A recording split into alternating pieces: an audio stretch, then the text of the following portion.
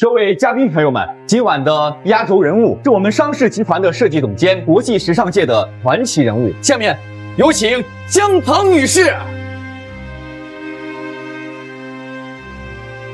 这是姜糖，今天怎么这么胖呀？不是说是个大美女吗？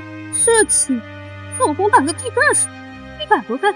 时尚圈第一设计师，我看这是第一重量级吧。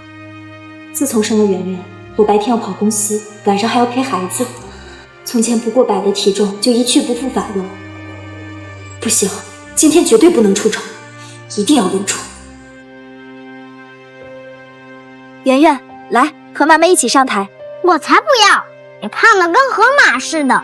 范阿姨，你跟我一起上台好不好？哎呀，圆圆别闹，我就是商总的秘书，怎么能抢妈妈的风头呢？快跟妈妈上台，别让大家等着。我才不要跟丑八怪一起。那好吧，不勉强圆圆。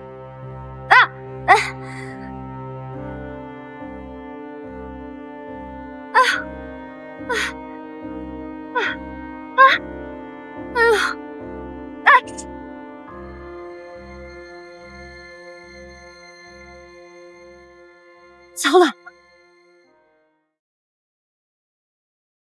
糟了！某些人自己几斤几两还不清，还要东施效颦穿礼服，这下简直是丢人丢到家了。人怕出名猪怕壮，我看这上台来呀，什么都不怕。我怎么会有你这么个儿媳妇？真是丢人现眼！姜糖，这么重要的场合怎么回事？我不是故意的，是拉链突然坏了。你现在的形象不太适合发言，我给你换一个。上姐，我青衣，上来发言。我这不好吧？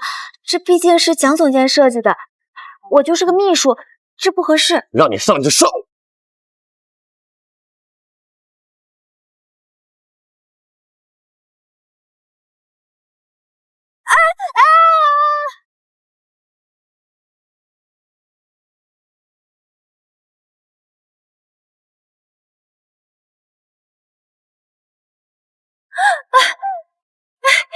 姜糖，你又在胡闹什么？换身衣服去，快点！没有，上姐，刚刚是青衣，她绊了我一脚，我才会。蒋总监，你说什么呢？我平白无故怎么可能绊你呢？我知道你一直都不喜欢我，但是今天这么重要的发布会，你怎么能当着这么多人面平白无故诬陷我呢？让别人看我们笑话。这商夫人也太不像话了，丑人多作怪呀！商社迟早因为她沦为海上的笑柄。不是这样的，为什么你们都不相信我？姜糖，我去把衣服换了，快去！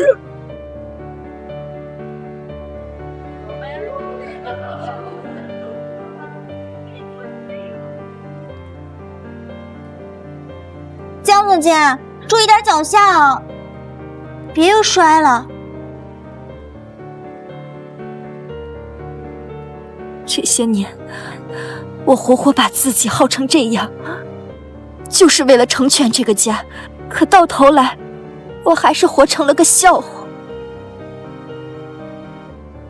只要撞死这个肥婆，我就能名正言顺的成为少夫人。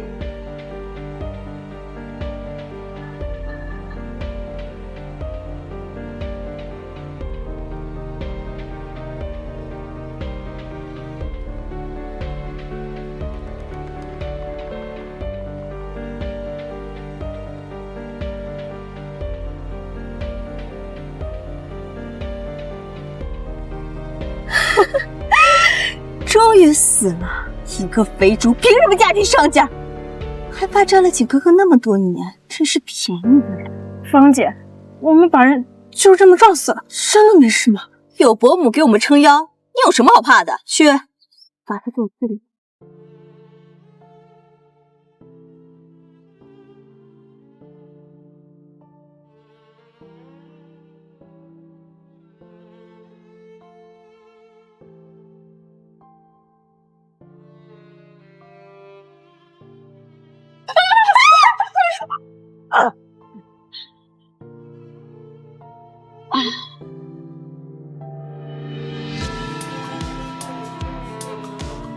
吾皇万岁万岁万岁！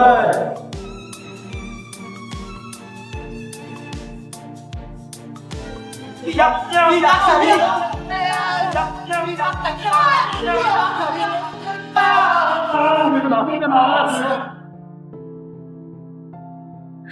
年戎马，踏平北漠18部，剑指中原定9都，朕好不容易才坐稳这大周开国女帝之位，竟被一支暗箭了结了。朕这是在哪？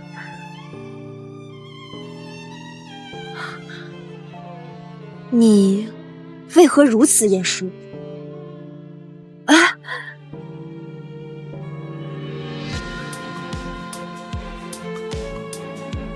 好个窝囊的躯壳！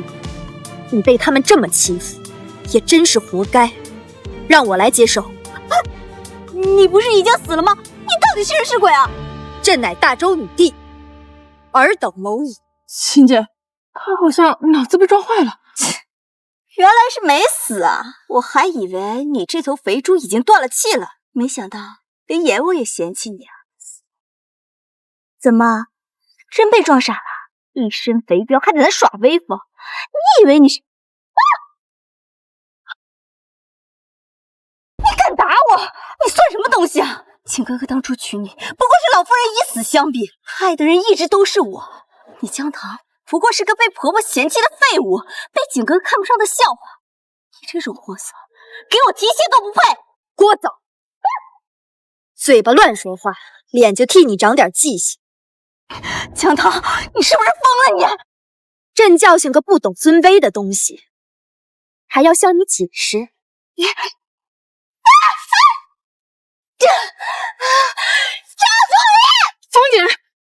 芳姐，她现在有点不太对劲啊。两个跳梁小丑也配在朕的面前放肆？你是死了拦住他！江总监，区一个丫鬟也想动你也配？芳姐，她现在眼神太吓人了，我实在不敢。你别太得意，我要是有什么三长两短，景哥不会放过你的。哼！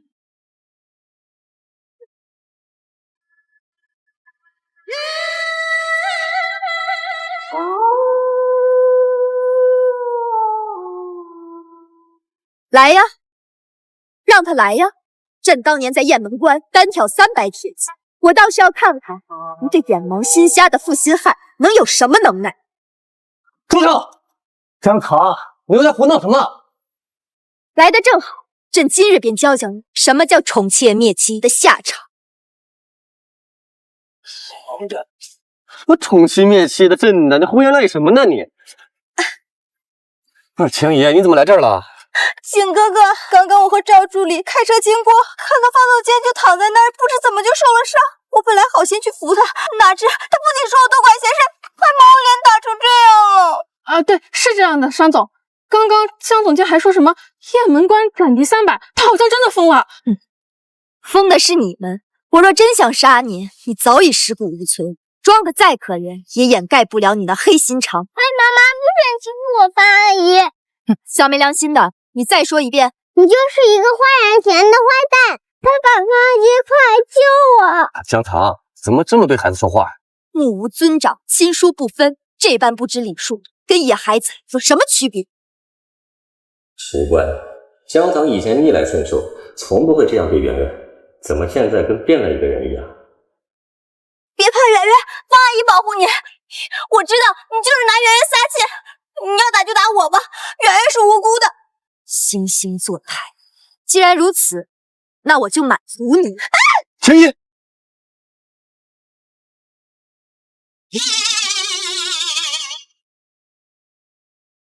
啊，这也能飞出去？朕刚刚仅用了3成功力，这个朝代的男人怎么那么不敬？商总，你好吗？姜糖，从今天起，特小你总监的孙子，给我去库房好好反省反省。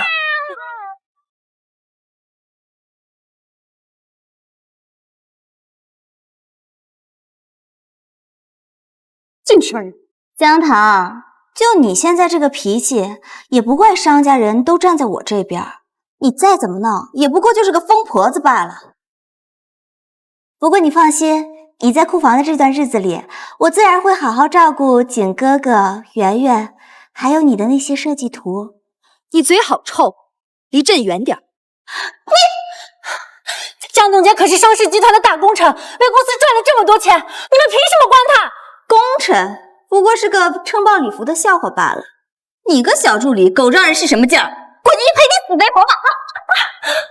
又想念朕的巴掌，是不是？哎，快关门！这江堂又发疯了。我就是个打工人，你怎么这么苦啊？救命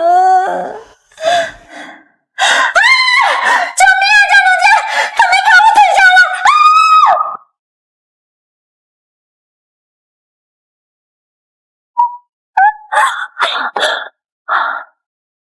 雕虫小技，江总监，你也太厉害了！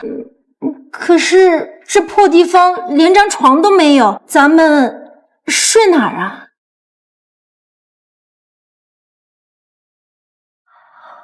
我靠！我是眼花了，还是疯了？哇！安静点儿，别吵到朕歇息。安静点儿，别吵到朕歇息。哇塞！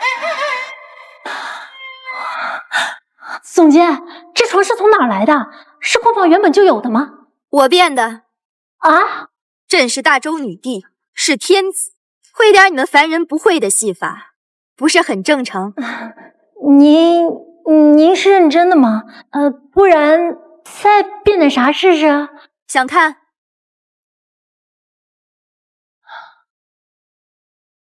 妈耶，这真变出来了！这点本事算什么？当年朕的寝宫可比这奢华100倍、1000倍。那江总监，您快继续变！那金器、银器、珠宝、锦缎，通通整上！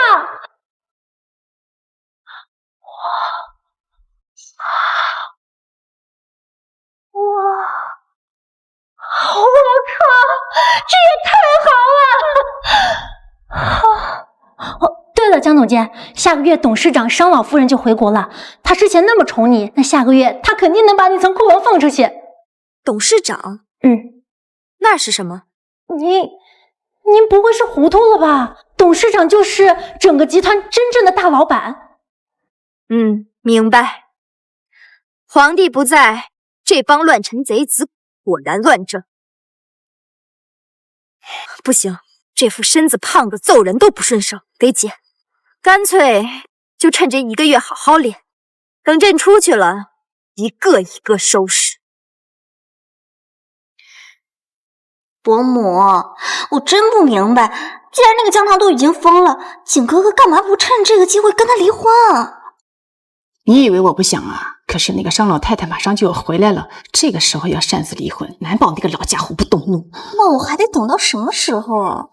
你急什么呀？等到老夫人寿宴那天，只要能让她当众出丑丢人，老太太自然就会厌弃她。到那个时候，商夫人的位置可就是你的了。伯母，就你对我最好了，还叫伯母呢？妈，这就对了嘛。欢迎各位莅临我家族寿诞。我们商氏的基业是由我奶奶用半生的心血铸就而成。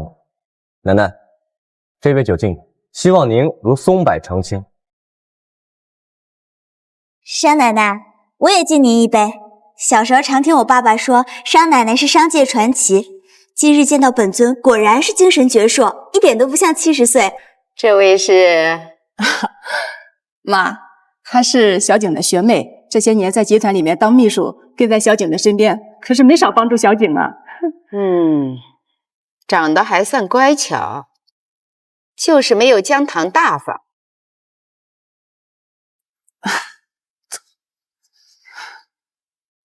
哦，对了，唐丫头呢？今天可是我的寿宴，唐丫头怎么没来呀？她前2天犯了错，我罚他去公司库房罚定去。混账！你竟然把唐丫头调去守库房！当年我让你娶她，不是让她来我们家受气的。唐丫头可是救过我一命的人，要不是没有她，你还不知道在哪里混饭呢。奶奶，您先别激动，江总监他最近精神状态真不太好。上个月公司发布会，他衣衫不整，当众出丑，还突然发疯，打伤了景哥哥。景哥哥也是不得已才让他反省的。什么？江棠还打伤了商总？他现在又胖又丑，他根本不配当总裁夫人。他那种形象简直是在给集团丢脸。依我看，还是让商总尽快跟那个疯婆子离婚，把他赶出商家。就上一次。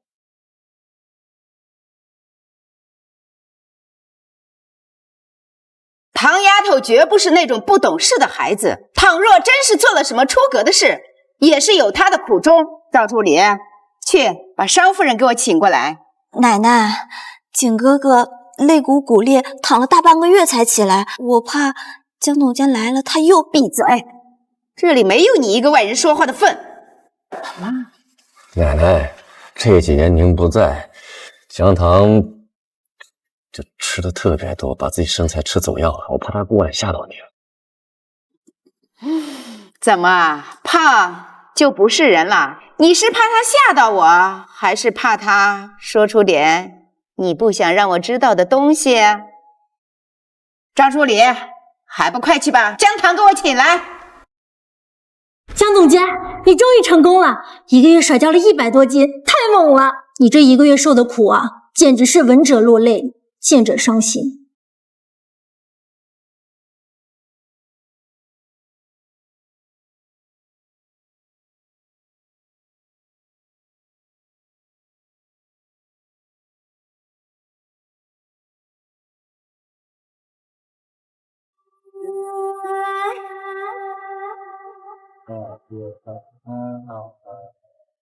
胖不是天生的，这些年日日早出晚归，白日相夫教子，晚上还要赶图纸，不胖才怪。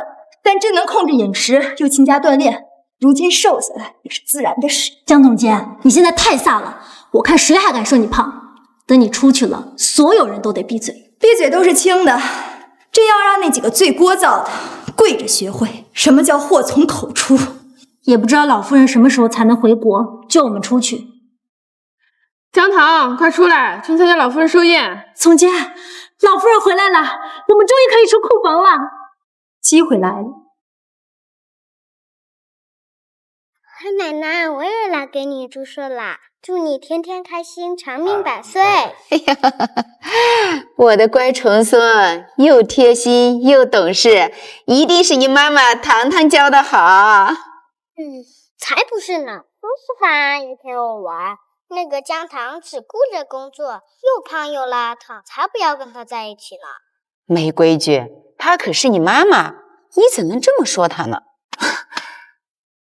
就这发一碗。妈，这小孩子不懂事，你就别跟他计较了。说实话，江棠这几年仗着总裁夫人的身份，在公司里横行惯，哪还有一点做长辈的样子？是啊，员工们都背后讨论，说他脾气大、摆架子、仗势欺人，也不是圆圆一个跟他相处不来。听说江棠之前还把方秘书无缘无故的骂哭了，凶神恶煞的。这样的人还留在公司里干什么？你们一个个的可真行呀！是逼着我把他赶出商家，赶出集团吗？商姐，连你也是这么想的？巴不得早点把他踹了。没有啊，奶奶，你等他一会儿来了，你自己看就知道。话说这江棠怎么还没来呀？不会关到库房里1个月又胖了，连路都走不了了吧？更胖，那怕是要让方秘书失望了。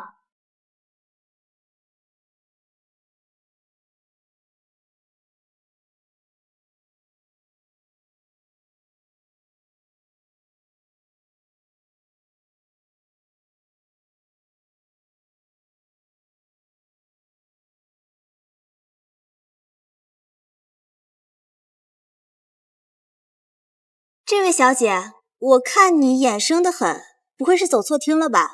这里是商家家宴，不是什么人都能进来的。眼睛没用就捐了，看不出阵。我就是姜糖吗？姜糖？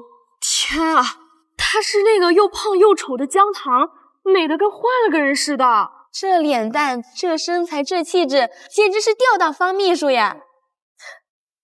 我倒是好奇，今天既然是老夫人的寿宴，何时轮到一个丫鬟坐上主桌了？你骂谁是丫鬟呢？你呀，我特意问过林倩了，总裁秘书这活，在古代就是跟在主子身边打杂，伺候起居的丫鬟啊。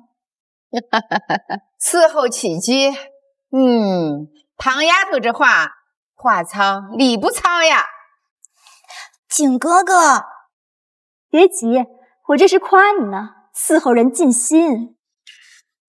不对，你不是姜糖，以前的姜糖又胖又丑，更不会这么跟我说话。你肯定是冒名顶替的。是啊，要真是姜糖的话，怎么可能一夜之间像变了个人似的？说不定是跟哪个狐媚的提前串通好的。这商太太也太过分了吧！竟然不敢露面，还找人冒充自己。老夫人，这种弄虚作假、品行不端的人，根本不配做商氏的总裁夫人，应该把他赶出商家，另择佳媳才是。就是这种事儿，要是传出去，岂不是给商氏留下画饼？一群有眼无珠之辈。不如就让你来说说，我是不是你的夫人？臭小子，连你自己的老婆都认不出来了，还是说有人故意给你灌了迷魂汤？确实是姜糖。为什么简哥哥不否认？只要他否认，这个女人立马就能滚出商家。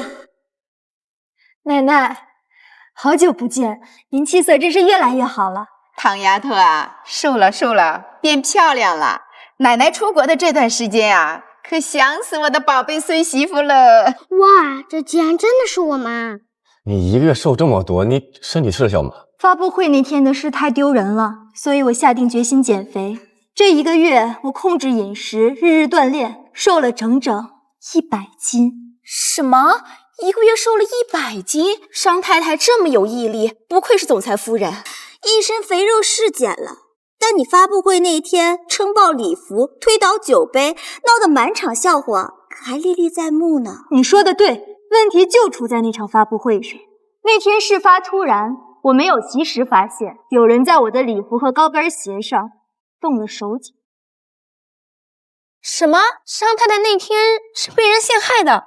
你口说无凭，你有本事拿出证据来啊！别急啊，证据这就有。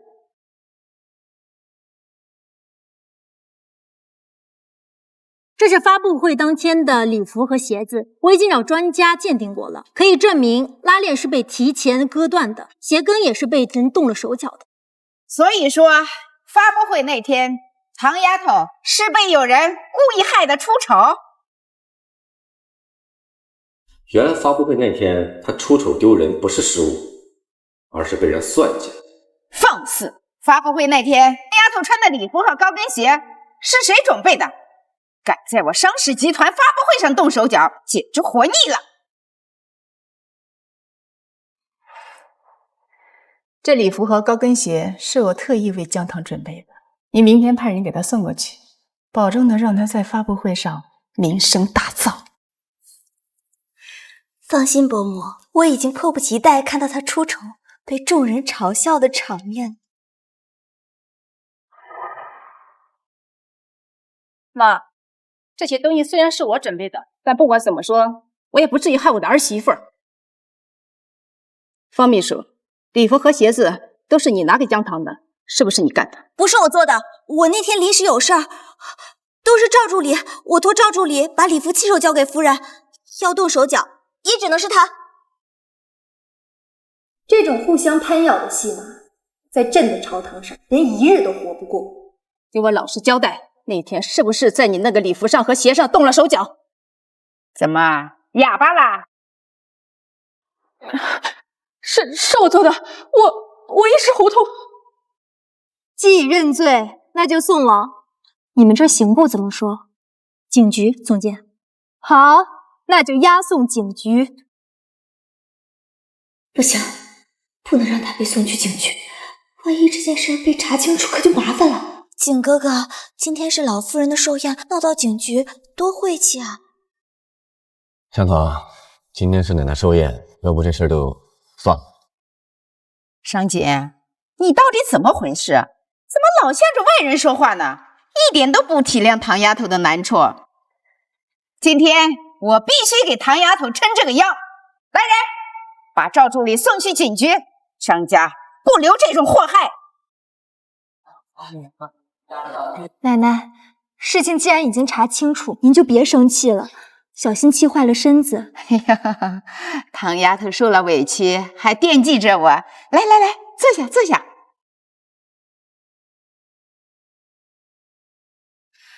瞧瞧，瘦的下巴都尖了，一会呀可要多吃点，好好补补。好，谢谢奶奶。老夫人，今天是您的寿宴，我特地为您准备了一份贺礼。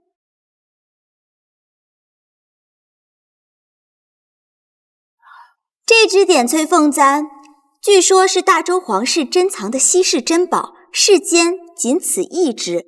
我特地寻来献给老夫人，愿老夫人福如东海，喜乐延年。天啊，好大的手笔呀！方秘书真是有心了，连这种失传的宝贝都能找到。妈，你看秦毅这孩子多好，又大方又体贴，为了给您过大寿，你看真是煞费苦心。老夫人把江总监当作亲孙女对待，不知道江总监给老夫人准备了什么贺礼，不如拿出来大家一起看看。无论你拿出什么礼物，在我的点翠凤簪下都会黯然失色，我看你姜糖怎么跟我比。江总监，你该不会根本没准备贺礼吧？同样都是晚辈，方秘书连大周皇室的点翠都寻来了，姜糖作为孙媳却两手空空，真不像话。果然，再漂亮的外表也遮不住没孝心。话不能这么说，想必人家姜糖可能是太忙了，一时疏忽才……不过这话又说回来，不管怎么说，毕竟是老夫人过大寿，就算你再怎么忙，也总该上点心，不是？姜糖，你要是忘记了，就跟奶奶认个错，奶奶不会怪你的。3日不见，当刮目相看，商总却总拿旧眼光看，真是心胸狭隘，难堪大人。谁说我没准备？既然已经准备了，怎么到现在才说？不过也没有关系，无论你今天送什么礼物，恐怕都比不上方秘书送的稀世点翠。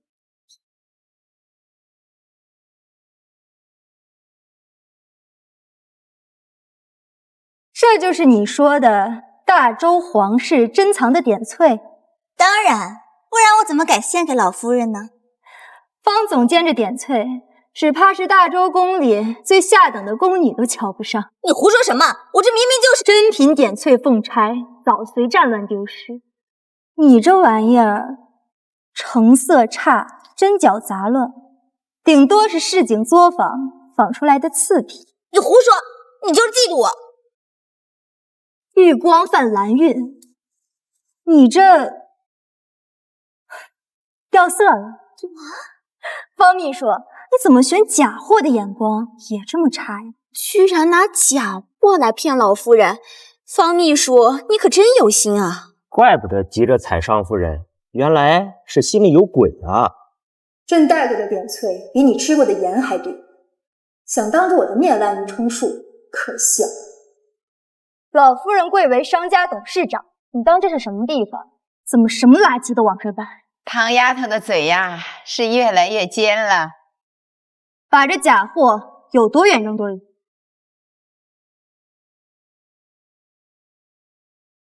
奶奶，孙媳送您的贺礼，才是真正配得上您的大周宝物。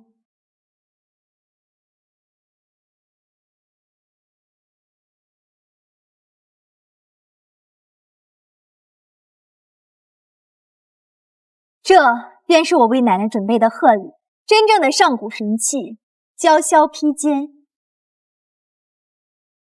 就这一条薄披肩，江总监，你不会以为商家老夫人缺你这条破布吧？这一看就是个地摊货，连贺寿礼都能这么糊弄啊！人家方秘书准备的点翠真假有待商榷，但是人家最起码可是花了真金白银买回来的。这可不是普通的披肩，乃南海鲛人所制，鲛绡为布，鱼鳞为纹，遇水不湿，沾尘不染，刀枪不入，轻如蝉翼。鲛人，他电视剧看多了吧？还刀枪不入呢，要有这本事，还能到他手上？诸位若是不信，那我一试便知。好啊，既然你说的那么天花乱坠，那我们不如赌一把。要是你这个披肩没有你说的那么神，什么入水不湿，沾尘不染，待会儿要是打湿了我的礼服，那就说明你精神不正常，胡言乱语，压根儿没有资格继续当商家的夫人。江棠，只要你敢答应，我就会让你今日之内滚出商家。怎么样，敢不敢赌？还是说你已经心虚了？好啊，我接受你的赌约。不过这披肩若真如我所说的，我要你当众下跪，向我3拜9叩，并高呼3声吾皇万岁，向我道歉。好啊，这有什么难的呀？青姨，放心吧，景哥哥，我才不相信他这个披肩有这么神奇，装疯卖傻的戏码我见多了，我今天非要当众拆穿他。别墨迹了，快脱吧。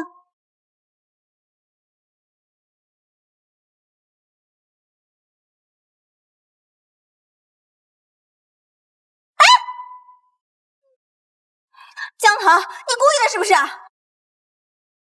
你刚才泼了那么多水，我就不相信一点都不湿。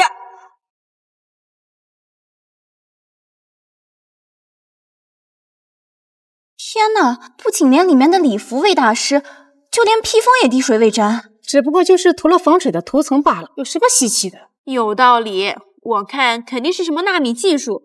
没错，这也只能说明你这个东西能防水，也不能说明它刀枪不入啊。你就是卖了个小聪明，你还真当我们傻呀？急什么？刚刚不过是开胃菜，真正的主菜现在才上。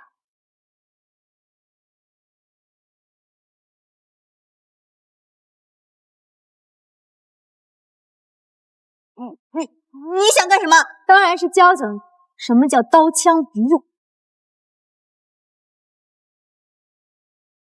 奶奶都这样了，还不管管啊？放心吧，唐丫头心里有数。那么现在还为他说话呢？江棠，你疯了！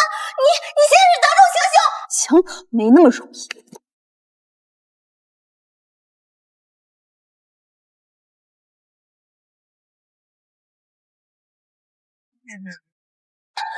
哇，我妈居然会武术！江棠，你给我等着，我不会放过你的！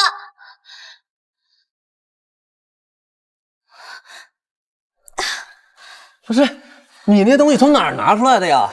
不是这么危险的东西打人身上，把你打坏怎么办？林倩，把江潇取来。方秘书刚才被打的也不轻啊，身上没有一点红印。难道这披肩真的刀枪不入？啊，真不疼？这怎么可能啊？了不得，了不得！唐丫头送的礼物才是真正的稀世珍宝。方秘书，现在该你履行赌约，行礼道歉，高呼万岁了。景哥哥，你真要看着我当众下跪喊什么万岁，我以后在海城还怎么做人啊？那我不如死了算了。好了，江棠，得饶人处且饶人。这青姨好歹是小景身边的秘书，她要真的下跪，这要是传出去，对我们商氏集团的名声有什么好处？妈，你也是商氏的高管，若让外人知道，商氏都是一群输不起还互相包庇的鼠辈，岂不更让人笑话？唐丫头说的对，我们商氏家族的人就应该愿赌服输。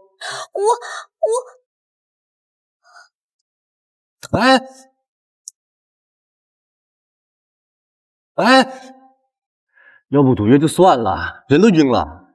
就是，青姨要是有个什么3长2短，我看下跪道歉的就应该是你。谁知道是不是你刚才手中把他打出内伤来了？若真是受伤晕厥，需在石宣穴放血。你们这么担心他的安全，那我现在就为他扎针。你什么时候会医术的？我怎么不知道？你不知道的事情还多着呢。你们若是信不过我，那就另请高人吧。不过内伤淤血堵在心口，只怕1刻钟不到便会七窍流血而亡。到时候只怕高人没到，方秘书就……给我扎！我信得过唐丫头，出了事我给你担着。多谢奶奶。去取银针。江棠到底想干嘛？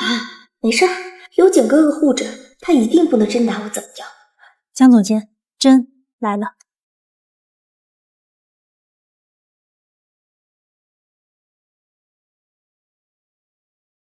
天哪，这银针也太吓人了吧！这么粗的针，方秘书受得住吗？什么情况？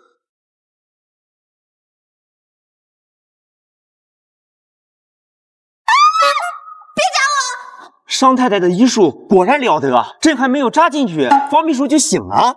哟，怎么醒了？刚才不是晕死了吗？我刚才是晕了，只不过是低血糖。景哥哥，他分明就是想故意报复我，才拿那么粗一根针。他刚才要一针下去，我小命都保不住了。景哥哥，你真要把这么坏的女人一直留在你身边啊？这铜柄银针乃是大周太医署专治晕厥的宝物，一针下去，病痛全无。我好心救人，结果反而狗咬吕洞宾，不识好人心。你骂谁是狗呢？骗人就是小狗，我妈没说错。哟，你小子总算说了句人话。好了，闹完了，你也醒了，现在该履行承诺了。3拜9叩，跪吧。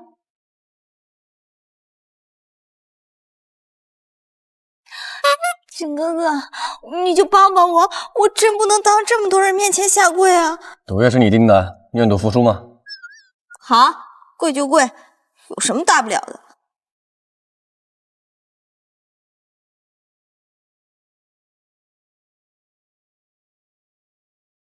方秘书，你这是擦地呢？刚才我明明说的是3拜9叩，诸位都听见了吧？对呀，没错，我们可是听得清清楚楚的。方秘书该说话算话吧？头低点，手抬高。你这什么表情啊？笑一个，很好。还有3声吾皇万岁，别忘了。吾皇万岁万岁万岁！林倩，你听到了吗？我好像听见蚊子在叫。方秘书，大点声，再这么拖下去，你腿跪断了也起不来。江棠，你给我等着！吾皇万岁万岁万万岁！好了，平身吧。这下你满意了吧？还算满意。有些人天生就是俯首称臣的命，不跪不舒服。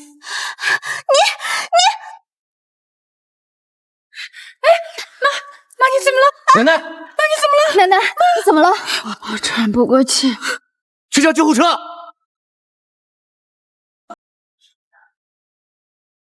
张总，我们在老夫人体内检测到一种未知的神经毒素，毒性极强。未知毒素？什么叫未知毒素？查呀，给我查清楚！您放心，我们已经调动全院最先进的技术在紧急调查，但目前更棘手的是，毒素已经入侵老夫人的神经系统，一旦24小时内不能解毒，便会器官衰竭而亡。中毒若在大周，这便是最好治的病症。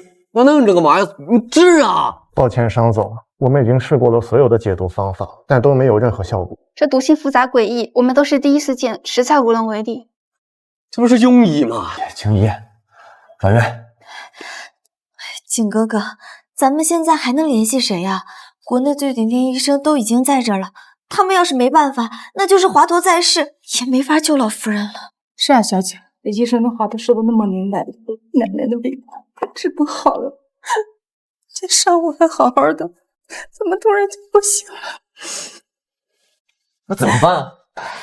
景哥哥，咱们公司不能群龙无首，老夫人现在身患绝症，不如趁着最后的时机，把股权转到你的名下，到时候就算有什么事儿，你也能稳住大局。只要股权都在景哥哥手里，老太婆即便活过来，也没能力保护江桃。总裁夫人的位置很快就是我的。江桃，你给我等着！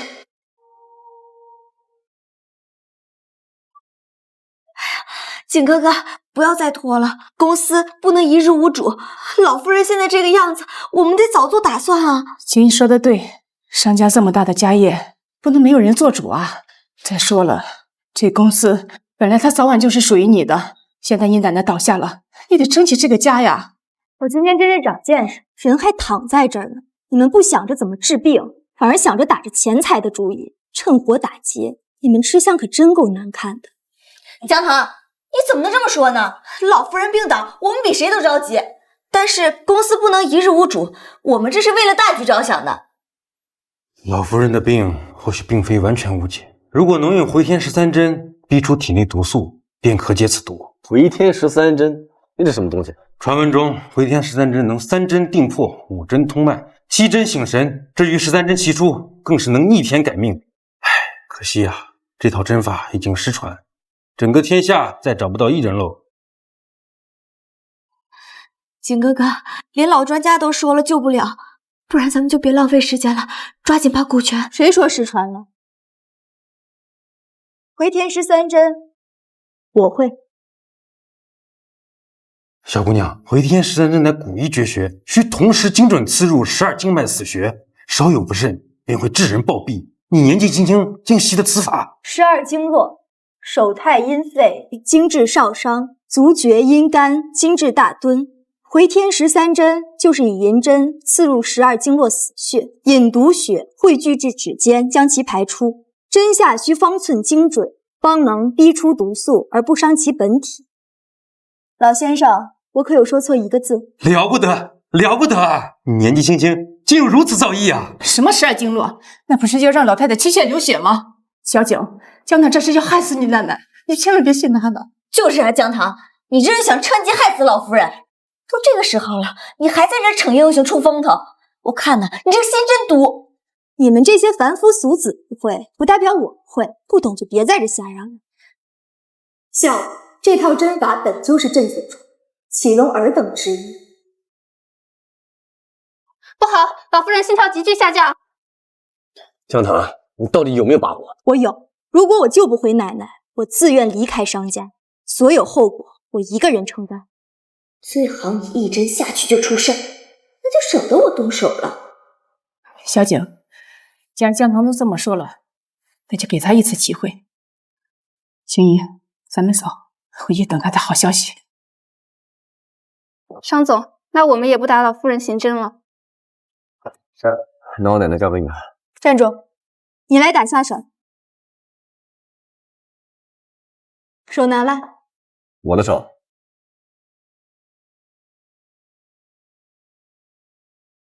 哎呀，干什么？试试这针快不快，免得等会给奶奶施针的时候不够利落。渣男还得让针扎着，才能还我心头恨。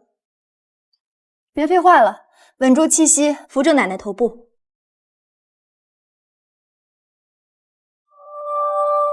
你等会儿，你这样行不行啊？商老夫人是朕在这里遇到为数不多的好人，朕要她活，她就一定能活。你再废话，毒素深入脑髓，奶奶到时候就真的回天乏术了。你扎。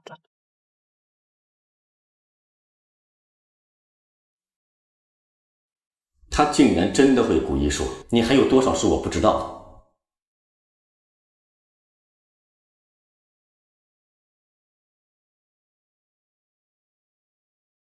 伯母，等过了今天，能在商家做主的，就只有您和景哥哥了。可是如果江棠要真的把那个老太婆给救活了呢？您就放心吧，她哪会什么回天13针，8成就是吹牛的。那老太婆今晚必死无疑。你说的有道理，只要过了今天晚上，这商家可就是我们的了。干杯！啊。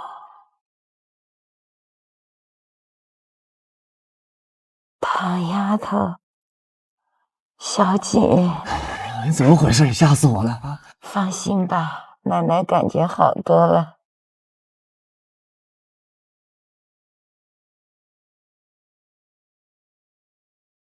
谢谢你啊，没想到你真的能救我奶奶，所以呢？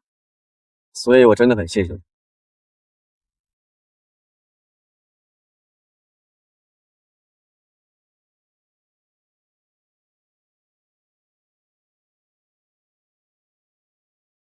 什么时候学会抽烟了？你们男人能抽，为什么我不能？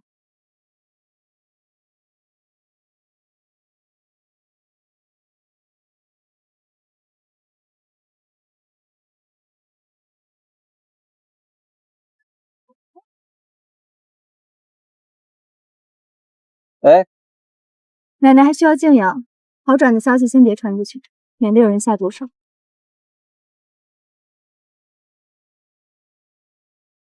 奇怪，老夫人以前从来没缺席过股东大会。是啊，伯母，都已经过去这么久了，医院还没有消息，估计那老太婆肯定没了。那咱们可得趁热打铁。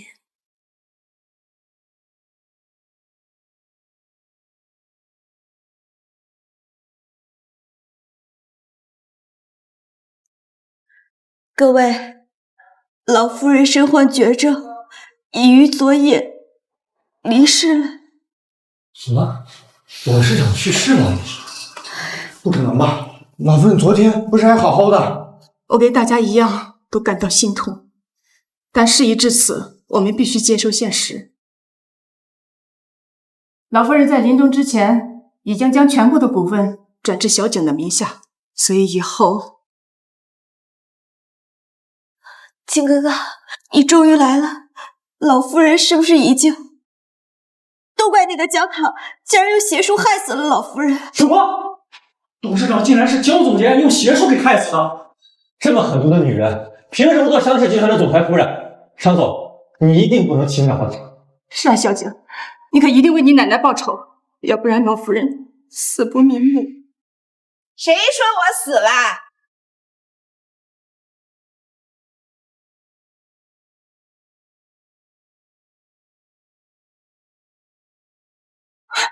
妈，董事长，你怎么还活着的？怎么，我活着让你们失望了？我还没断气呢，就惦记我的股份，你们是真盼着我死呀？不是的，董事长，我们也是听信了谣言，一时糊涂，才以为您……上次唐丫头已经说过了，有办法救我。你们不仅横加阻拦，还对外谎称我转移了股份，你们是何居心？董事长，我不用狡辩了，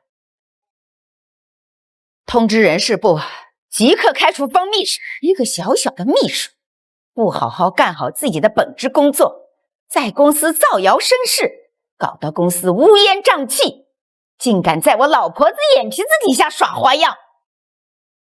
我商氏留不得这种害人精。董事长，我知道错了，你再给我一次机会，饶了我这一回吧。景哥哥，我真的不能离开商氏，你帮我说句话吧。奶奶，我之前也不知道江棠会医术，我相信方静怡她也不知道。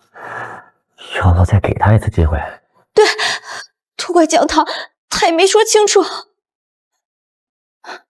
真是有意思，我煞费苦心救奶奶，你们不感谢我，反而甩锅在我身上，真是好一对狼狈为奸的狗奴！江棠，你误会了。闭嘴，我不爱听多讲。不行，只有在景哥哥身边，我才有可能成为总裁夫人。无论如何，我都要留在商氏。景哥哥，董事长，我真的知道错了，我知道我这次罪无可赦，只要你们不开除我，哪怕让我去守库房我都愿意，求你们再给我一次机会吧。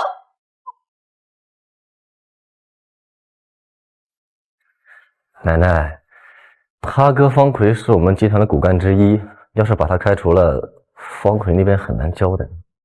是啊，妈，小景说的有道理，要不您再考虑考虑。啊，我总算是明白了，一个小小的秘书哪来的胆子在商家翻天？原来呀，是有你们在背后撑腰呀！你们扪心自问，唐丫头为商家做了多少事情？你们一个个心里真的没有一点数吗？先说公司的那几个大订单，是谁熬了好几个通宵才完成了设计方案？又是谁提升了我商事公司的形象品牌？更别提唐丫头生下了伤员，为我商家延续了香火，就连我老婆子这条老命也是唐丫头从阎王手上抢过来的。这一件件的功劳，你们任何一个人比得上他吗？老夫人说的对呀，咱们公司要不是因为有江总监，早就被竞争对手给挤出市场了。是啊，是啊。既如此，方秘书的去留就由唐丫头来决定吧。这下看来方秘书要被辞了。就让他留下吧。不过你要兑现承诺，去守库房。江堂，你确定吗？看来江堂真的是给了，居然会给他一次机会。只有猪才会信我是真的放了他一马。方清怡，你不是爱在库房整人吗？那我就以牙还牙，让你吃够了苦头，再滚出商家。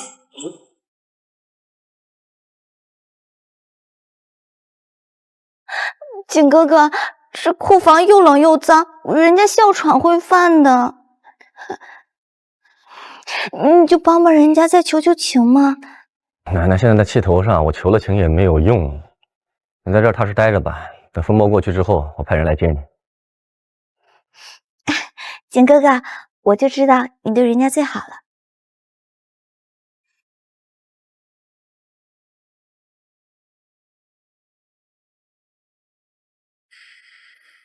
哟，这库房隔音是不行啊。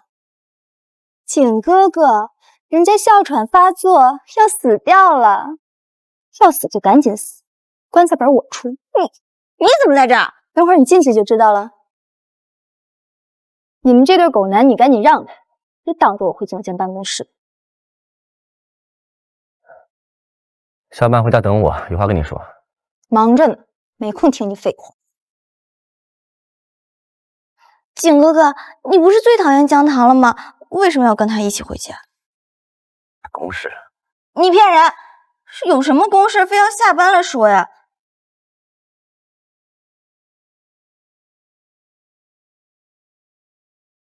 景哥哥，你今天晚上来这个酒店，我也有点公事要跟你说。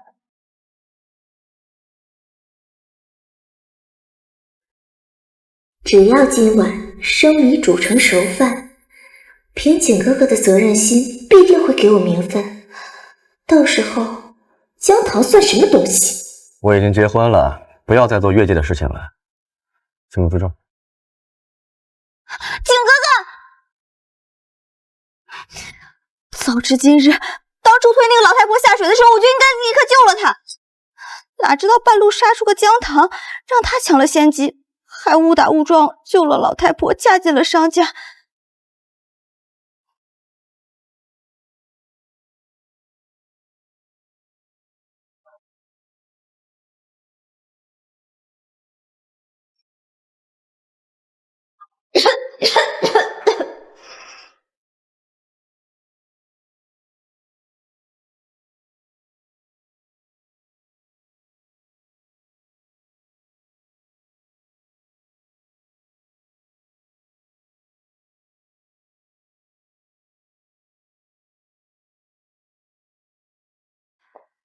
这破地方怎么待人啊？又脏又破，还一股霉味儿。什么声音啊？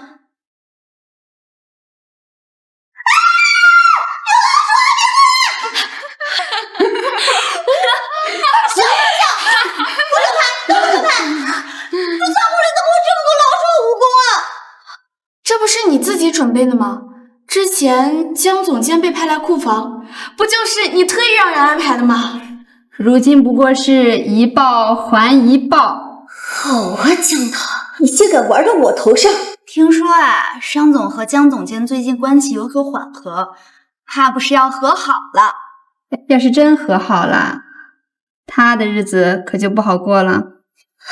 不行，绝对不能给江棠翻身的机会。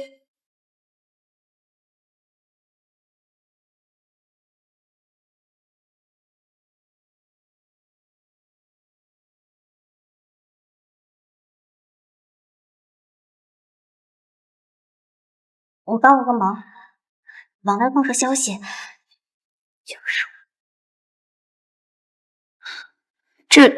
这不好吧？放心，我不会查到你的。事成之后，我少不了你奖励。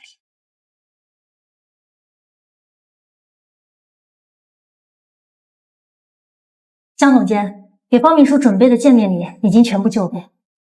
好，那就让他好好享受享受。妈妈，你来干什么？我是来跟你学武术的。想得美！我早就决定抛夫弃子了。你不是最喜欢你方阿姨了吗？去仓库给她打老鼠玩吧。我不要打老鼠，我要跟你一起学武术。再不走，某些人的屁股可要开花了。妈妈打我！妈妈打我！小屁孩，这么大了还只会撒泼打滚，朕在这个年纪已经提枪跃马，斩过敌手了。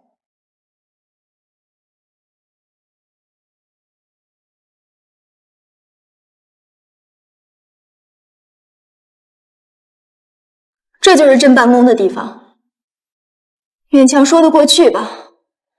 不过比起朕批阅奏章的宣政殿，还差得太多了。总监，今天小少爷好不容易主动亲近您，您为什么拒绝他呢？子不教，父之过。他们之前做过的错事，不该被这么轻飘飘的原谅，至少要让我多揍几次再说。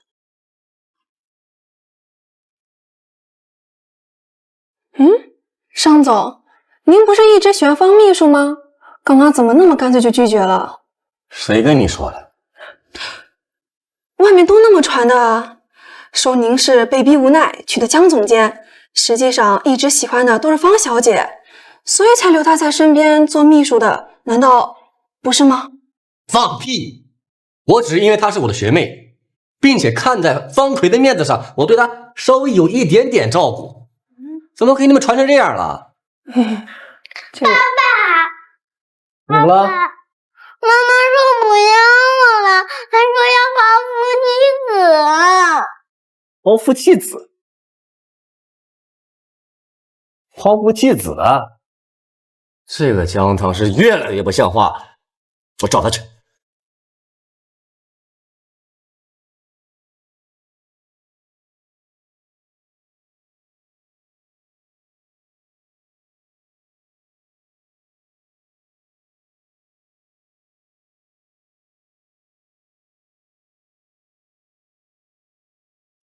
哪来这么多古董？跟你有什么关系啊？好，不聊装修的事情。刚才你为什么赶走盛元？你平时不是最宠他的吗？之前你自己也说是之前是我糊涂，呕心沥血，一心为你们商家服务。结果呢，你们父子俩都是白眼狼。从今天起，我江棠只为自己活着。不会再做之前那个任人宰割的傻货。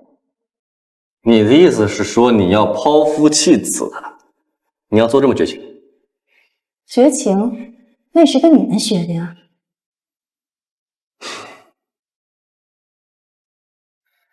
这卡你拿着，是当时你救了奶奶的谢礼。我这个人没你说的那么冷血。一个破卡就想打到我？总监，这可不是什么破卡，这是全球限量的黑卡。里面可有花不完的钱，花不完的钱，朕终于能在这个时代挥霍了。那我就勉强收下了。还有别的事起奏吗？那我就退下吧。还还有一件更重要的事情，最近公司效益不好，市场呢非常同质化，所以我们急需推出一件独一无二的产品。所以呢？所以能不能把你那个披肩设计图给……我凭什么给你？披肩是我的，公司是你的，别想当我披肩的主意。我卡都给你了，钱都给你了，你怎么那么不知足啊？你说这，你怎么那么不要脸？这是我舅奶奶的谢礼，不是你买我宝物的酬金。江棠，你身为公司的设计总监，你为什么不为公司好好考虑考虑？我说过，我不是之前的江棠，别说设计总监，就是总裁夫人，我也可以不当。无法无天。总监，你何必跟商总置气呢？你刚刚恢复了总监的身份，那要是商总一气之下又把你调回了库房，这可就麻烦了。放心吧，商景现在需要我，不敢对我怎么样。这点驭人之术我还是懂的。等一下，他刚刚说现在公司效益不好是什么意思？实话跟您说吧，咱们集团这2年境遇不好，处处被翟氏集团压一头。马上就是1年1度的设计大赛，这次的比赛主题是珠宝。要是翟氏再胜，那么商家可能破产。珠宝大赛？最近这江腾对我跟圆圆态度怎么那么差呀？车祸之后好像变了个人似的。难不成那场车祸有什么隐情？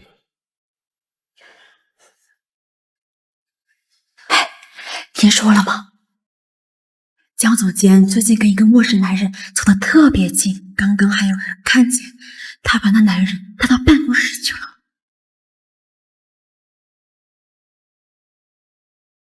没想到啊，咱们总裁夫人平时看着高冷，私底下玩得这么开。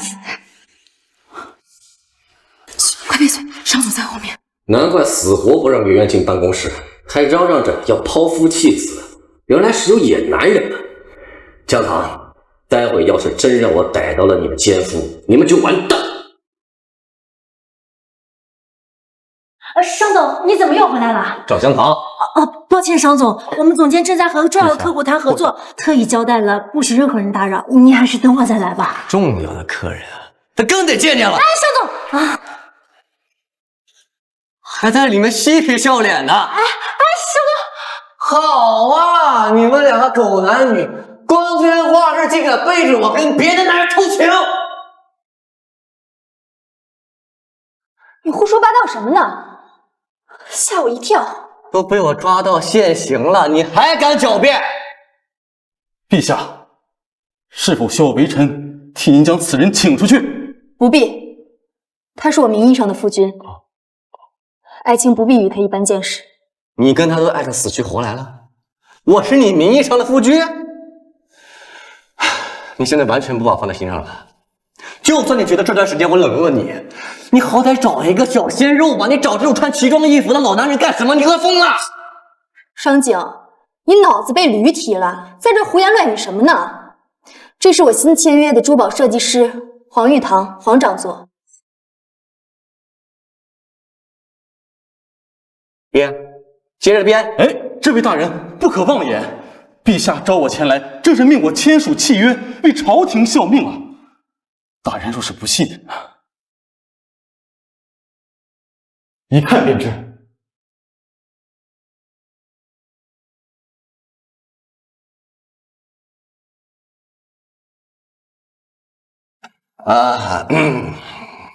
原来是这样啊！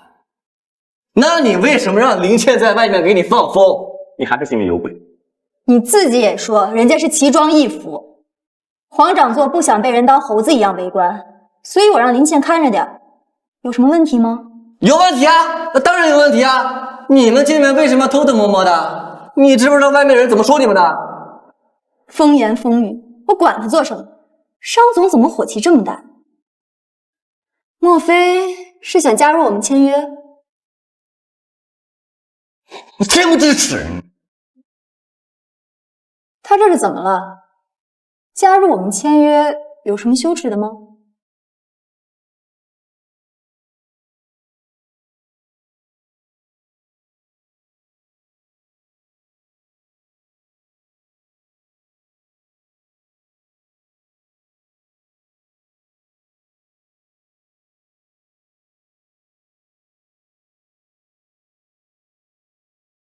秦怡姐，今天商总和江总监果然在办公室里大吵了一架，据说商总还摔门而出了。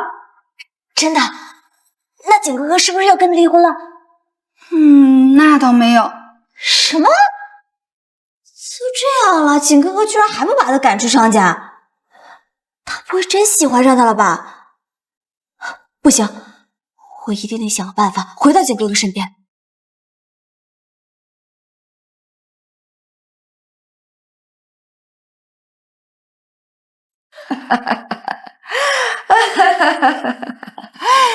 哎呦喂，我的乖孙呀，你这醋劲呀，比奶奶年轻的时候还大呢！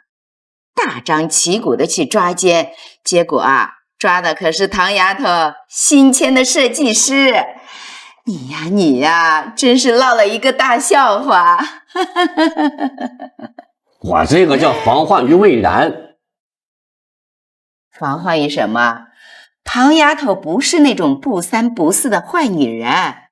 之前我还担心你和唐丫头真的水火不相容，如今看来，我们家小景心里也是有唐丫头的嘛。哎，你说这干什么？董事长、商总，不好了！翟氏集团请来了国外的鉴宝大师史密斯，还放出消息说要在赌石环节踩死我们。今年的设计大赛是以珠宝为主题，前2局又偏是赌石。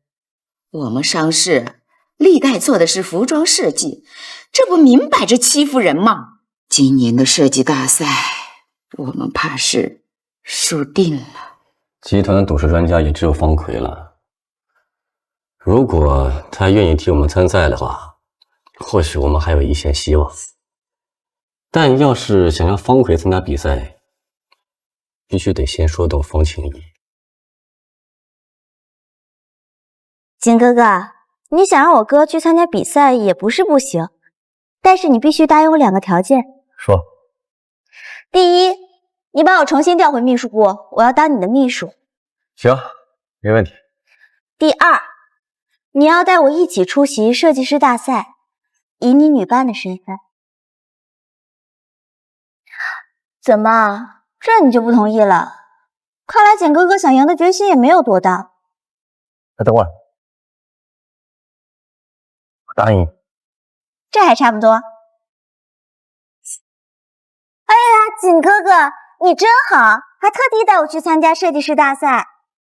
请你先放。哎，你说我那天穿什么裙子跟你更搭呢？啊，江总监，真不好意思，设计师大赛还可能不能参加了，因为景哥哥已经选了我作为他的女伴。不是江棠，你跟我解释。巧了，正好我也不想去，正好你们2个结伴，省得在公司挨我的。不是江棠，不是你想的那样的。这可是我东山再起的机会，只要我哥在大赛上拔得头筹，商景必然对我另眼相看，到时候我一定让你江棠颜面尽失。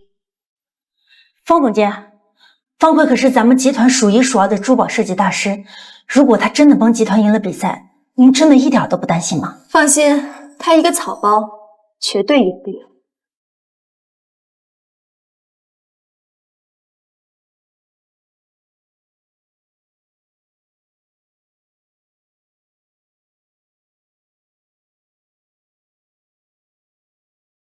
天啊！1个多月前我在秀场看见江棠还飞得像个球，这才多久，怎么就变成了个绝世美女？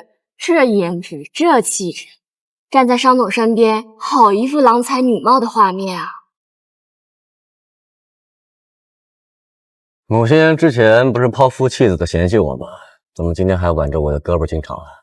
可别给自己戴高帽，要不是奶奶绝世相逼，我才懒得管你这破事。管好你的嘴，不然我马上就走，到时候自己跟奶奶交代去。都怪那个死老太婆，要不是她，现在站在景哥哥身边的就该是我，抢走了我的位置，还有脸装清高。江棠，你给我等着！我宣布，第24届国际珠宝世纪大赛现在开始，第1轮赌石对决。商总，这一轮你怕是连开石的机会都没有，到时候可别怪我没给你机会。史密斯大师，请。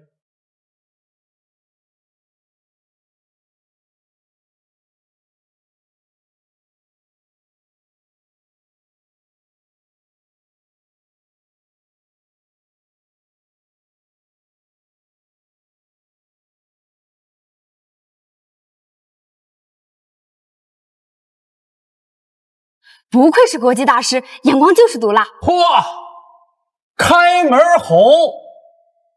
商总，该轮到你了。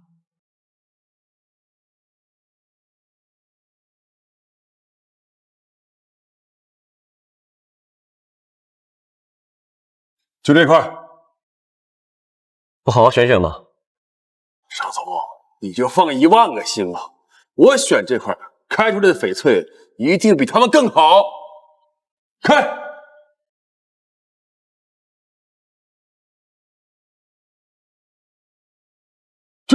这怎么可能呢？这全是废料，这眼光可太差了吧！这就是商氏的设计师的水平？不对呀，你们已经看准了。我哥怎么回事？第1局就输了，这样下去怎么赢比赛，让景哥哥重视我？早就猜到方奎是个草包，只是没想到草的这么彻底。要我说，你还是赶紧换人上吧，省着继续丢人。原本有几个备选的鉴定师，但是今天要不就生病，要不就是有事，都来不了。都来不了，倒是越来越有意思了。商总，你们商氏是过来比试的，还是来丢脸的？依我看，与其在这丢人现眼，不如趁早退赛滚蛋，回去摆弄你们那些破布条子。啊，可不是嘛！翟氏可是连史密斯大师都请来了，商氏拿什么比？就是翟氏稳赢，商氏还不如趁早认输退赛，省得浪费我们时间。你就是商景的女人，脸蛋长得还看得过去，就是眼瞎跟错了人。不如跟着我，保证带你吃香的喝辣的，绝对比在方氏那艘破船上强100倍。狗嘴里吐不出象牙，想要把商氏踩在脚下，有本事下1局赢了我再说。什么意思？商夫人这是要亲自下台跟翟氏赌石？这女人疯了吧？赌石可不是随便玩玩的。江棠，别闹了，你只会服装设计，赌石的规矩你一窍不通。这本是你们商氏的事，奈何你们不争气，只能由我亲自收拾这残局。翟总，敢不敢赌个大的？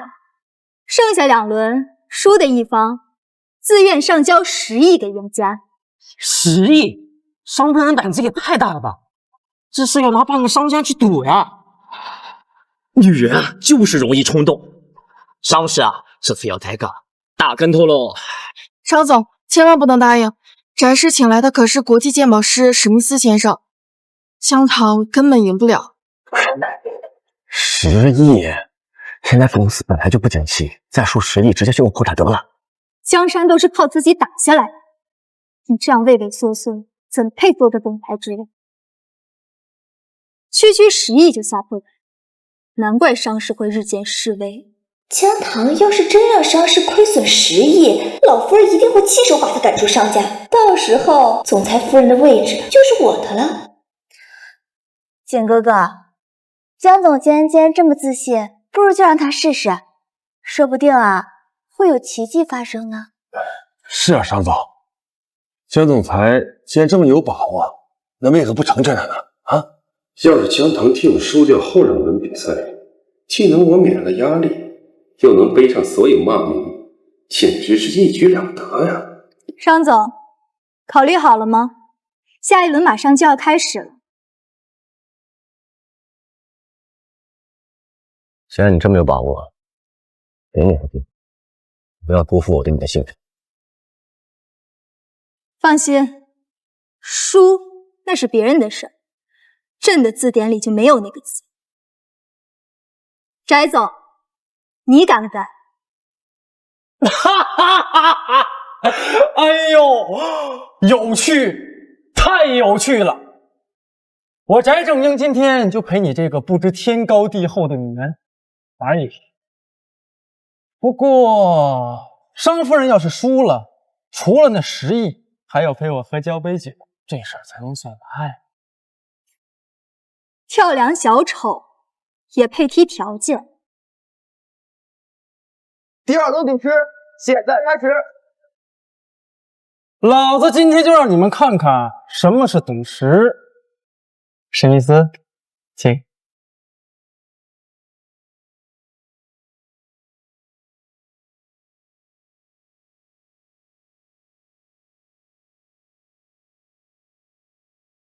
这块内部定用高种水色料。这眼光，商夫人就别耍嘴皮子功夫了，请吧。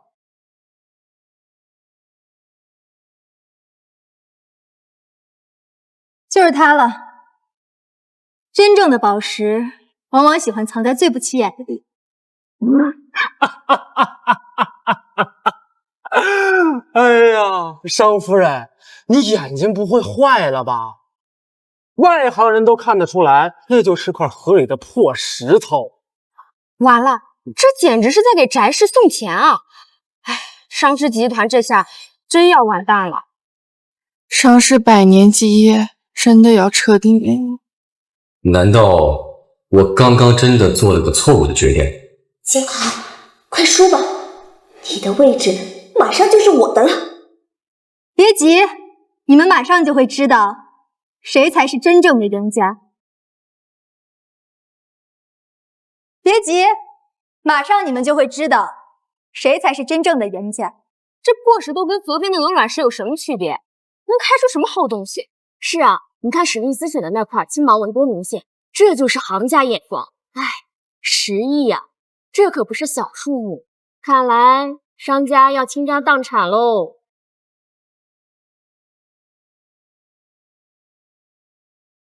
有几声骂我？12分，多出来的2分算是给翟正英的惊喜。什么时候了你还……天啊，这件是百年难遇的特级帝王绿！我的乖乖，这颜色，这水种，这个是价值连城的宝贝，竟然真的被商夫人开出来了！你确定没看错？这块破石头怎么可能开出帝王绿？绝不会错，色泽均匀，中凹水族，看出极品中的极品，能够在现场见到这种级别的帝王绿，是咱几辈子修来的福气。这怎么可能呢？难道他真会赌石？怎么做到的？无他，唯手熟尔。少在这唬我！他们不过是走了狗屎运罢了。开我们那块，史密斯大师选的绝对不会出错。我倒要看看，到底谁能够笑到最后。废料，一点预制都没有，连边角料都算不上。不可能，绝对不可能！你不是自称国际鉴宝第一大师吗？啊！我他妈请大价钱请你来，你给我选个废料！翟总，我也没想到，根本不合常理。翟氏找的是什么鉴宝师？还不如人家商夫人随手一指呢。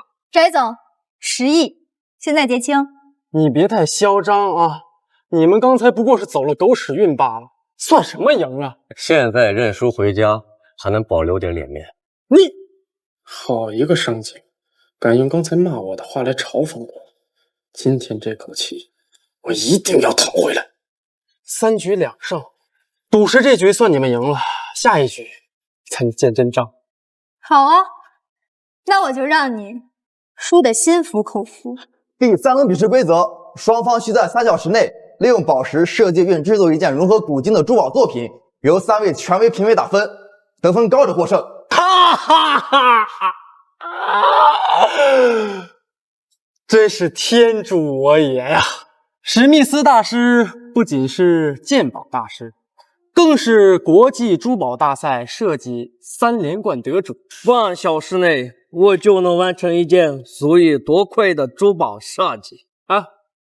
听见没？你们商氏虽说在服装界小有名气，但在珠宝设计这一块那是一窍不通。今天这一局，就算是天王老子来了，你们商氏也赢不了。巧了，我最擅长的就是古今融合。巧了，我最擅长的就是古今融合。商总，这可怎么办呀？赌石虽然能打成一个平手，但珠宝制作不是靠运气好就可以赢的。你总是能给我带来惊喜，这一次是不是还有办法？办法倒不是没有，不过事成之后我要3千万赔哦。什么时候了？还留钱？孙子兵法有云：以利动之，以足代之。想要我替你解这燃眉之急，我当然不会白白出力了。当然，如果你舍不得，就当我没说，那你自己想办法吧。成交。这还差不多。用你们这个朝代的话怎么说来着？这叫天下没有免费的午餐。哎，你们商氏不是怕了不敢比了吧？翟总，你刚刚说史密斯能半个小时完成珠宝制作？那是当然，半个小时对我们翟氏来说足够了。但是你们商氏呢？给你们半个月时间，也未必拿得出一个成型的作品啊！要不你们就直接认输，我好安排人收尾。半个小时，我10分钟足矣。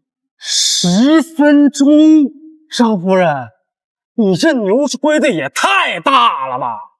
就是啊，他怎么可能比得过国际大师？吹牛吹到这份上，也是个人才。江总监，白日做梦也要有限度吧？开了块破石头，真把自己当天才了。10分钟，怕是把草图都画不完吗？等会儿睁大你们的眼睛，好好看清楚，什么才叫真正的本事。别急，待会儿睁大你们的眼睛，好好看清楚，什么才叫真正的本事。好啊，我倒想看看商夫人在10分钟之内能给我整出来个什么花，可别到时候拿不出作品，哭着求我放过他。最后一轮比试，珠宝设计与制作，现在开始。去哪儿？商夫人这是要去哪儿？不会是弃赛了吧？我看很有可能，刚刚明明做不到，还夸下海口。现在比试已经开始了，定是临阵脱逃了。这个姜糖又耍什么花招啊？算了，这是能让我哥上场赢得比赛的好机会，一定不能放过。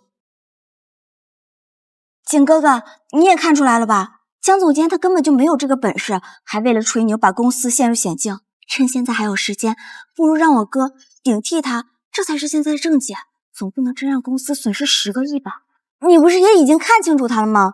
这种关键的时刻，他只会添乱。你要是真想保住公司，就别再犹豫了。方鬼，你上。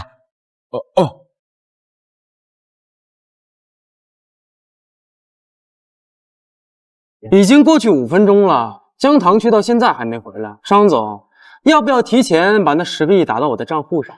把公司的账户准备一下。大周上公局奉旨承办，闲杂人等立即退散。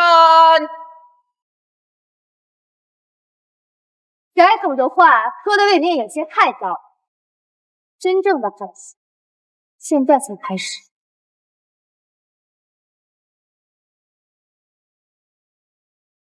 开始5分钟了，去哪儿了？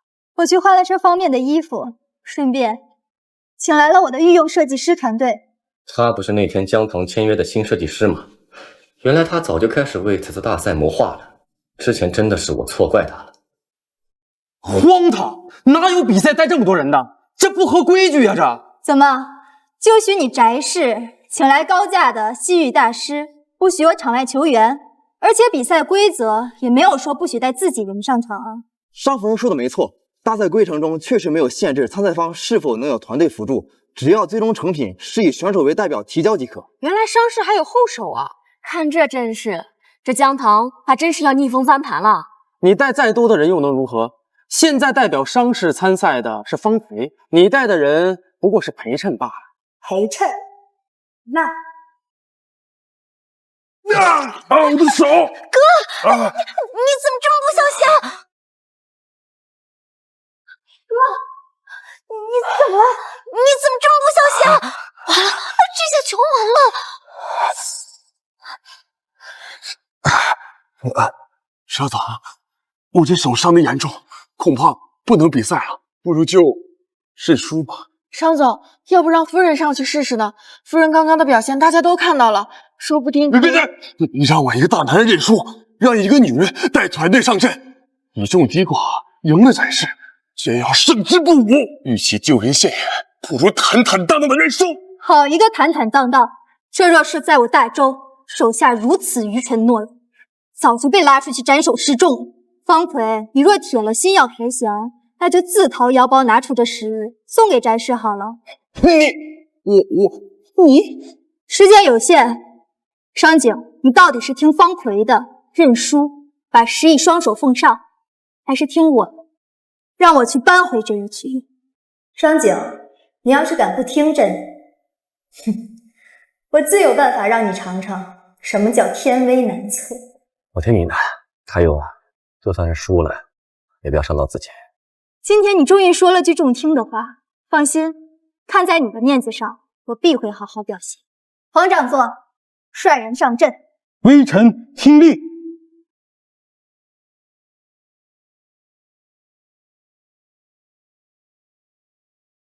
我倒要看看这群花架子能玩出什么花样。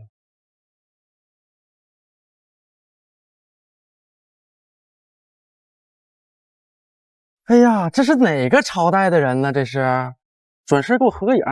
下一个。哎呀，都不理我。啊，真是雷声大雨点小啊！搞这么大阵仗，结果不还是装模作样？你们一个个穿的跟戏子似的，干脆唱段戏，给大家一个行。你这靠谱？果然是虚张声势。姜糖这么能吹牛，最后丢的还不是伤势的脸？吵什么？翟总若真有时间，何不睁大你的狗眼看看清楚，我们伤势的珠宝做得如何了？哎呀，就你们这群门外汉，什么？才3分钟，他们竟然已经要做完了？难道姜糖刚刚真没吹牛？你还要多久？大概20分钟。废物，怎么这么慢？方伟敢耍我，不行，也要去找他问清楚。商总，我去处理一下伤口，马上就回来啊。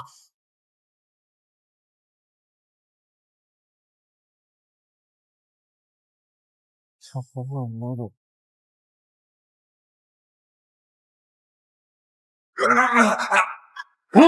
不是说好和以前一样，让翟氏稳赢吗？到底在找什么借口？翟城，一切都是按计划行事的。我把手弄伤，然后让商景弃权退赛，谁知半路杀出个姜糖啊！我不管你们有什么破借口，这次设计大赛要是让姜糖获胜，我告诉你，之前答应你的资金和股份全他妈作废，你1分钱都别想拿到！翟城，你先放手，我留了好手准备。那3个评委我都打点好了，到时候我不管姜糖丢出花来也没用，胜利还是落在你们翟氏头上了。算你他妈识相，没把所有事情全搞砸。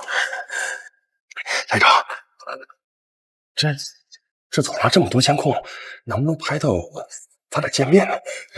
放心，所有的监控全都被我动过手脚，绝对不会留下任何痕迹。我先回去了。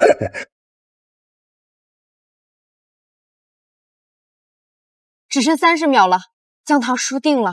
是啊，还说什么10分钟之内就能完成，他光换个衣服就要5分钟，剩下这点时间连打磨都不够。商总，不然要是完不成，您不会真的要给翟氏10亿吧？那我们公司彻底完了。我相信他向来说到做到，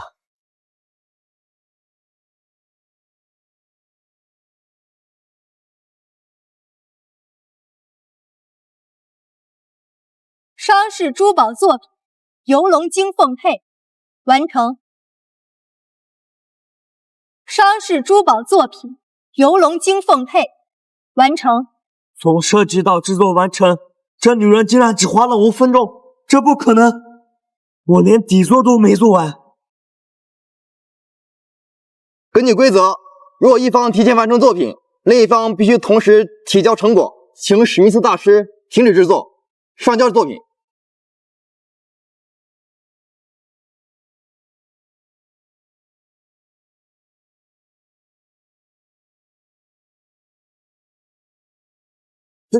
这雕刻技莫不是失传已久的宫廷秘技游丝描金？线条圆润如流水，镶嵌稳固，简直不可一世。敢问商夫人的团队师承何方？师承？这群没见识，这哪里是什么传承？眼前这群工匠可是大周上宫族正主，你们的祖师爷。我看也就一般般嘛。史密斯大师雕的一定比他好100倍、1000倍。这份是展示集团的作品。南唐，这次啊，多亏你了。我看了，我们商氏很有可能翻盘。别高兴得太早。什么意思啊？你做的东西完全碾压对方啊！等着瞧吧。经评委会一致裁定，第3轮获胜方是史密斯。本次设计大赛最终获胜者是翟氏集团。什么？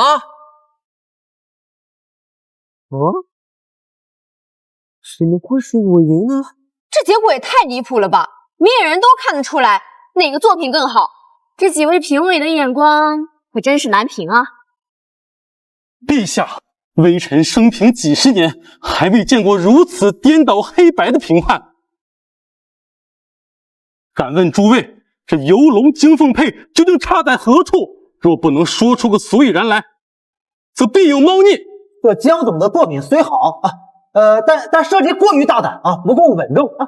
史密斯的作品更符合现代审美。商夫人的玉佩太复古了，不够创新。商事就是商事，空有虚名。姜糖，你的那个什么宫廷秘技，在真正的国际赛场上根本不值一提。商姐啊，认命吧，按照赌约把那10亿给我送上。姜糖再有本事又如何？还不是输了。这下他彻底没脸待商家了。难不成真有主黑幕？景哥哥，这一切都怪姜糖，没有这金刚钻，非要揽这瓷器活，现在让公司赔进去10亿，老夫人要是知道了，后果不堪设想。依我看，不如直接把姜糖踢出商事，免得他再惹祸。没错，当初直接听我的，认输算了，都是在丢人现眼。你还好意思在这说话？比赛结果为什么是这样？你自己心里不是最清楚？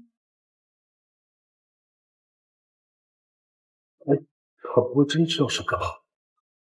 这走廊里都是监控，能不能拍到咱俩见面呢？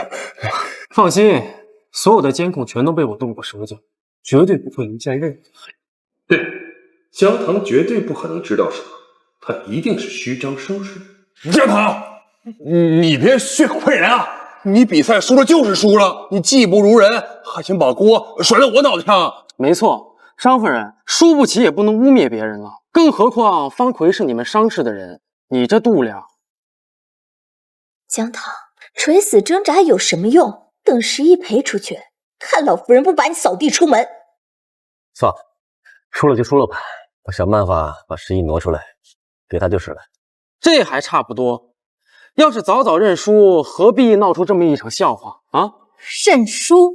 你们想的也太美了。方奎，你和翟正英暗中勾结，贿赂评委，这桩见不得人的丑事，你们还妄想瞒天过海？什么？收买评委？合着这设计大赛全是黑幕？可能吧？我看这就是姜糖输红了眼，乱说的吧？姜糖，你别胡说八道！凭什么造我哥的谣？有本事你拿出证据来！哼，就凭他，赛场所有监控都被我破除掉，他能拿出什么证据？不见棺材不落泪是吧？好啊，证据给你。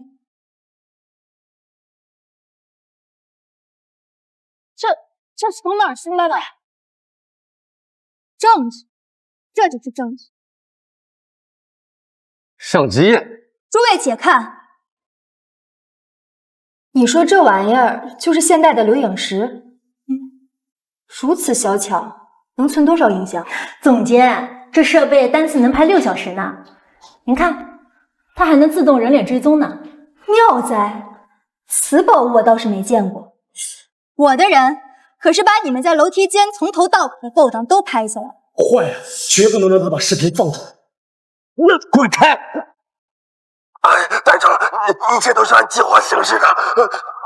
我把手弄伤，然后让上级弃权退赛。这次设计大赛要是让江腾获胜，我告诉你，之前答应你的资金和股份全作废。我留了好手准备，那3个评委我都打点好了。现在你还有什么好说的？不可能！哥，你怎么能这么糊涂呢？你个吃里扒外的东西！商总养了你这么久，居然养出你这么个叛徒！方奎，从现在开始，你被商氏除名了。以后谁敢用他，就是与商氏为敌。完了！完了！彻底完了！几位大人，现在还敢说刚才的裁决真的是公平公道？商夫人啊，抱歉啊，我们也是被逼无奈的。对，是方奎危险，实在是对不起。翟总，这场大赛最终的赢家想必是商氏，那10亿什么时候到账？放屁！啊，谁跟你们赌10个亿了？你们有合同吗？有公证吗？债让我成了行业的耻辱，我虽是受你邀请，但刚才的胜利并不光彩。你欠他们的不是10亿，更是一个交代。这位女士的作品才是真正的艺术。你个废物，你还敢来教训我？我他妈！我气得肚子疼，我得去趟医院了。这跑不掉的，过几天律师函就会发到翟氏，欠我们的1分都不能少。比朕想的聪明啊！陛下，既已事成，臣等该回宫了。准，每人赏黄金100两，绸缎10匹。谢陛下隆恩。回宫。他们为商氏立下大功，我理应开车送送他们。就你那车，怕是送不了他们，送我去见奶奶还差不多。走吧。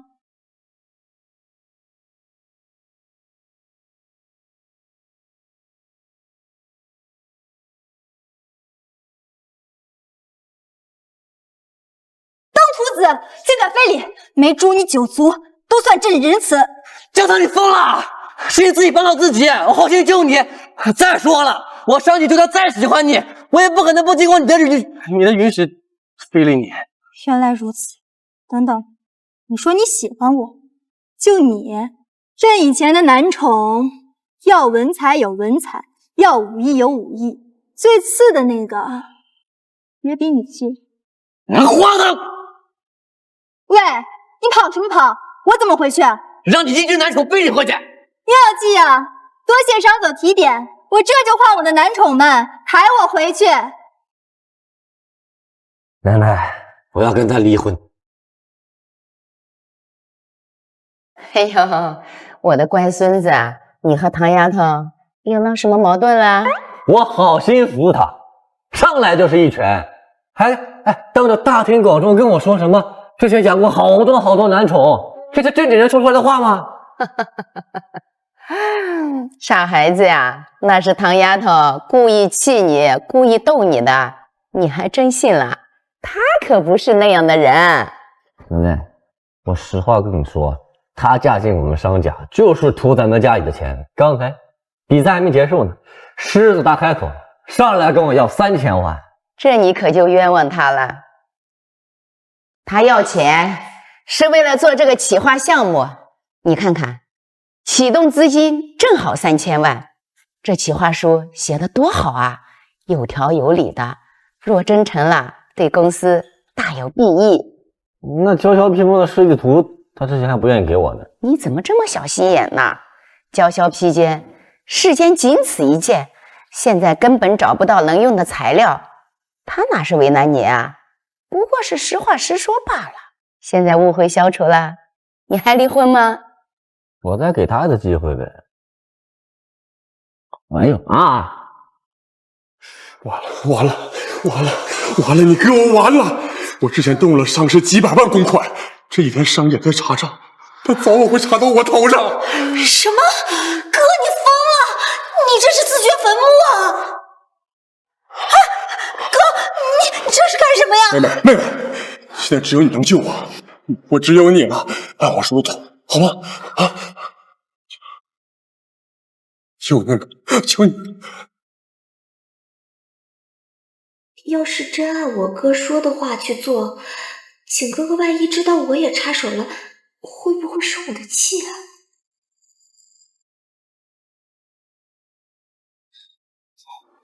景哥哥怎么穿成这样子啊？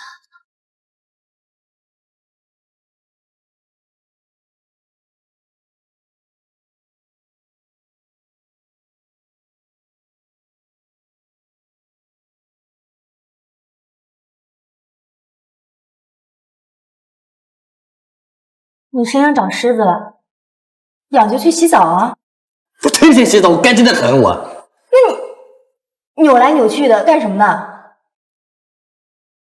江总监，你没看出来吗？商总啊，这是在孔雀开屏呢。孔雀开屏什么意思？就是雄性动物在求偶时展示自己，就是为了吸引雌性的注意。总之啊，商总喜欢你，在向你示爱呢。可惜我是不会喜欢你的。凭什么呀？我哪配不上你啊？我的男人必须忠贞不二，绝不允许和别的女人不清不楚，否则有损我的帝王命格。不清不楚，什么时候不清不楚的？啊，你说的是方晴怡，但是我不喜欢她呀。从始至终我都没有喜欢过方晴怡。为什么对她有照顾有加？是因为她哥哥是方奎。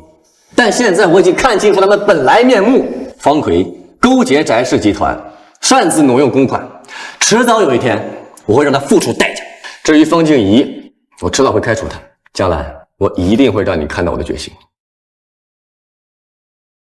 好啊，江棠，都是你抢走了本该属于我的一切，我一定不会让你好过的。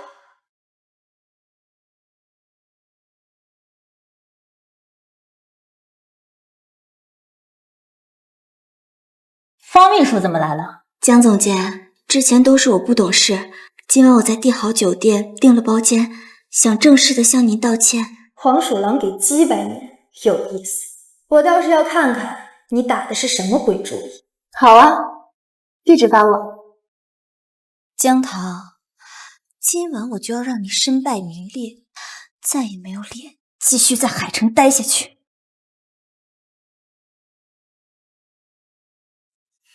江总监，这瓶82年的拉菲是我特地为你开的，你很用心啊。那当然，既然是道歉，那就要拿出诚意来。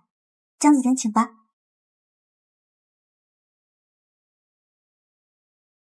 你要是不喝，那就别怪我待会儿撕破脸了。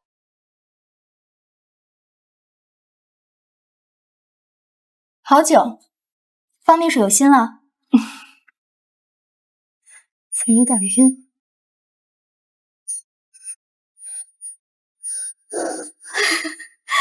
你在酒里下了什么？我还以为你多有能耐，还不是被我一瓶酒就撂倒。真行啊！这脸蛋这身材真是极品，真便宜伤情的小。江棠啊江棠，你要从一开始就乖乖跟着我，何必受今天的苦？赖总，人一波已经带来了，我那几百万漏洞就得仰仗你出手了。明天我就给你，现在赶紧带着你和你的妹妹滚蛋！好，我马上就滚。走吧，走。住手！景哥哥，你怎么来了？你挪用公款，出卖公司，你下药绑架，桩桩件件，罪无可恕。说曹操，曹操到。商总孤身入朝营，真是好胆量。可惜这是我翟正英的地盘，不想看着你漂亮的老婆受苦，简单把商氏的股份转到我名下，我就大发慈悲，饶他这一次。商氏企业是商家百年心血，商主没问题，现在就给你钱。什么？只要你把它放了，我现在立刻马上把商氏的股份转给你。秦哥哥，这个江涛到底给你下了什么迷魂汤？你竟然为了保全他放弃公司！翟总，商氏集团马上就是我们的了。哎呀，伤景啊伤景，没想到还是个大情种你啊！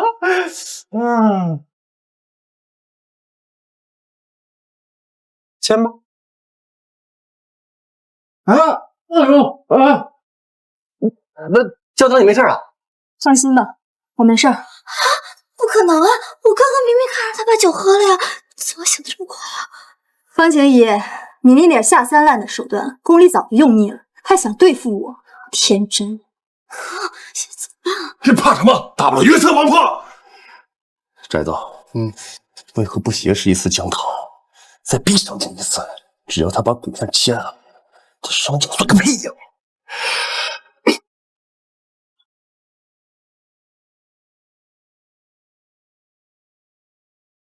小心！找死！知道这是什么吗？真正的大周神器——凤力9天。这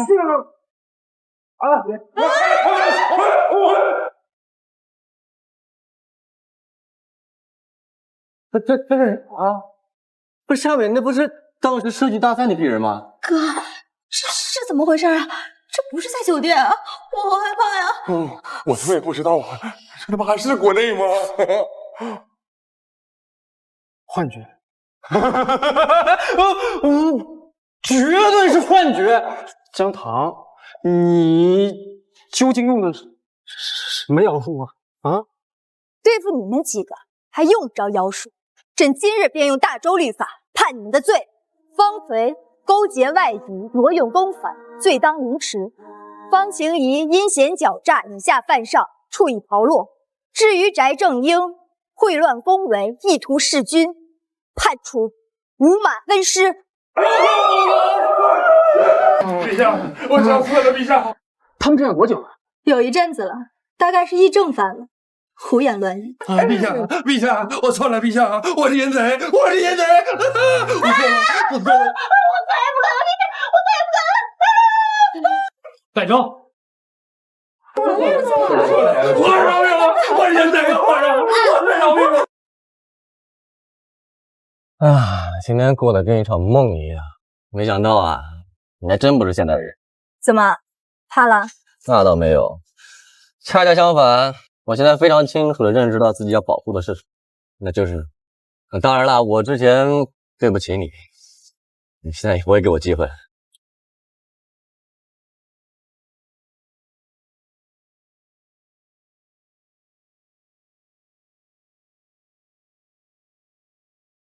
主城，小心！